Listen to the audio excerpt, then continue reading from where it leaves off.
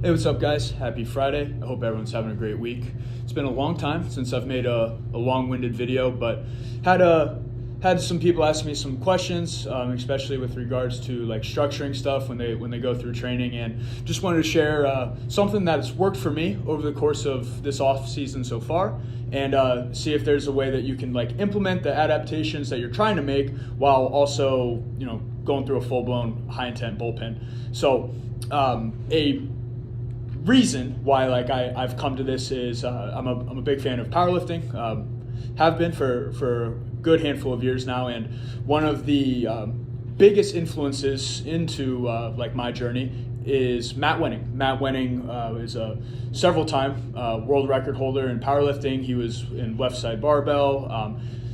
Has a very long tenured career, and he's a strength coach now with Wenning Strength, and really smart guy. Came out of Ball State.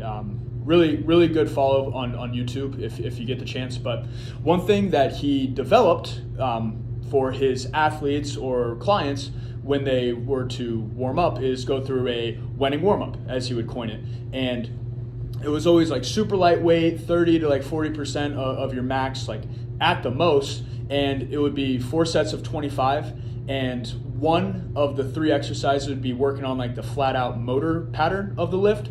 So if it was bench, you would dumbbell bench. If it was squat, you would belt squat.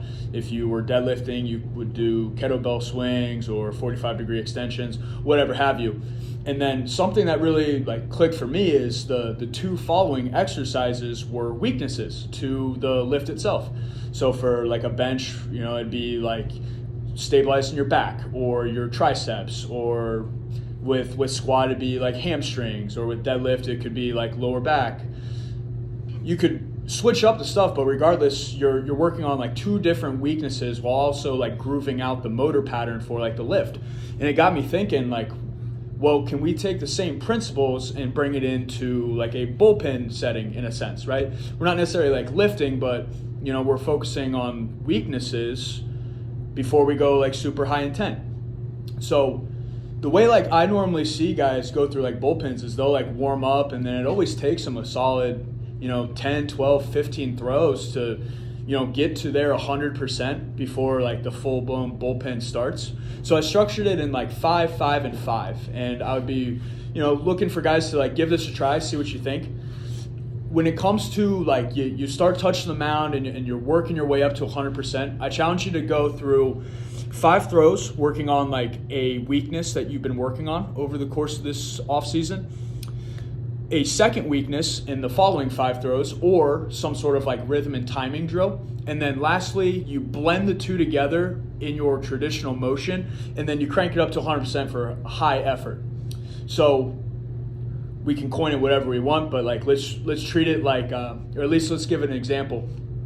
If I have a guy who leaves his back foot early, if I have a guy who goes into early rotation, causing weight shifting going forward and not towards our target, and we get into early rotation, spinning up on the balls of our feet, I would be inclined to have them focus heavily on back leg drills, whether that be a Bauer, back step back, whatever you want to coin it.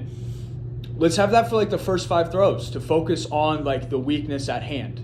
We are solely focused on keeping the back foot anchored into the ground before we truly leave it when we rotate.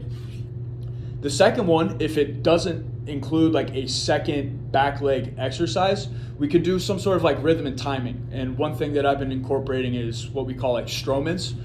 Since Marcus Stroman has 25 different windups, to let the guy be creative and just challenge him to have his coordination there, his balance there, and to keep the back foot anchored into the ground. And then lastly, in the last 5 throws, we can incorporate either a shuffle throw or a walking windup, and we just go really, really high effort, get to 100%. So that's something that I've been developing over the course of the off season. I want to give tons of credit to Ted Cox and Matt Wenning for introducing me to this style of training and warming up.